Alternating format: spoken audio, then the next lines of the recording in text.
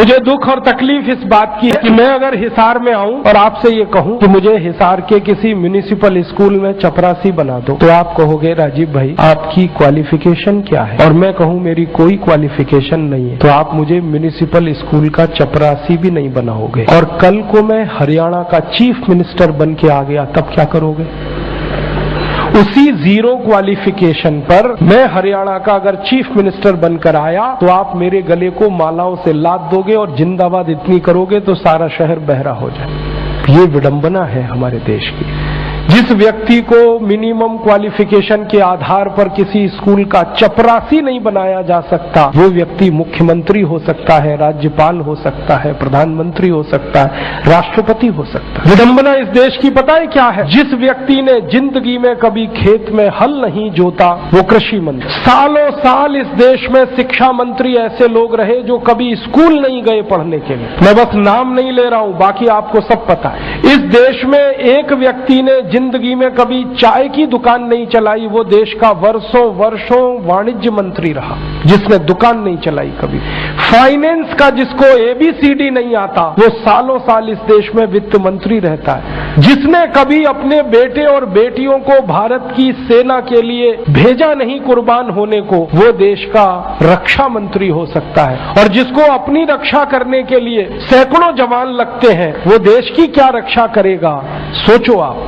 जिस व्यक्ति को जिंदगी में कभी विज्ञान और तकनीकी का अंतर पता नहीं है वो साइंस और टेक्नोलॉजी का मंत्री हो सकता है, और जिसको इनमें से कुछ भी पता नहीं है वो प्रधानमंत्री हो सकता है। इससे ये विडंबना है हमारे देश की। अज्ञानी व्यक्ति ज्ञानियों पर शासन कर सकता है, और हमारे शास्त्रों में कहा गया है, वेदों में कहा गया है कि अज्ञानी व्यक्ति जब ज्ञानियों पर शासन करे तो समझ लेना देश और समाज का बंटाधार ही होना है। हमारे देश में यही हो रहा है। हर अज्ञानी ऐरा गहरा नत्थू खैरा जो किसी नेता की चप्पलें उठाता था, जो किसी के जूतों में पॉलिश करता था, जिसने कभी किसी नेता के घर में रोटियां बना के खिलाई, वो राष्ट्रपति पद तक लोग पहुंचे हैं। ऐसी स्थिति हमारे देश में। उनकी क्वालिफिकेशन ही एक है कि कभी किसी बड़े नेता के रसोई में रोटियां बना के खिलाई तो राष्ट्रपति हो जाओ भैया। ऐसी बंदर बांट मची है इस देश में। और ये उस देश में जिसकी आजादी के लिए 7,32,000 लोग कुर्बान हुए, उस देश में। मुझे बहुत दुख होता है, तकलीफ होती है। अभी एक सच्ची घटना मेरे साथ घटित हुई। मैं एक दिन कानपुर गया था, तो कानपुर के रेलवे स्टेशन पे उतरा। उतरने के बाद शहर में बाहर आने के लिए नीचे पुल पर से उतर के आया तो एक छोटी सी चाय की दुकान थी। उस पर एक बेटी और एक माँ और एक छोटा सा बेटा आपस में बात कर रहे थे। वो क्या बात कर रहे थे? वो कह रहे थे, माँ हम गरीब क्यों हैं? तो कान में मेरे शब्द पड़ गए। मैंने कहा ये इस तरह का प्रश्न कोई अपनी माँ से पूछे तो मुझे लगा ये कोई साधारण लोग नहीं है, कुछ तो इनमें असाधारणपन है। चल के पूछा जाए कौन लोग हैं, परिचय लिया जाए। तो मैं गया उस दुकान पे, मैंने पूछा आप लोग कौन है? तो उन्होंने कहा कि हम तात्या टोपे के परिवार के लोग।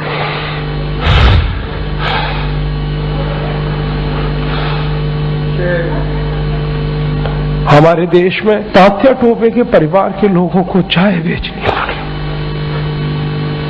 और गद्दारों को सिंहासन मिले।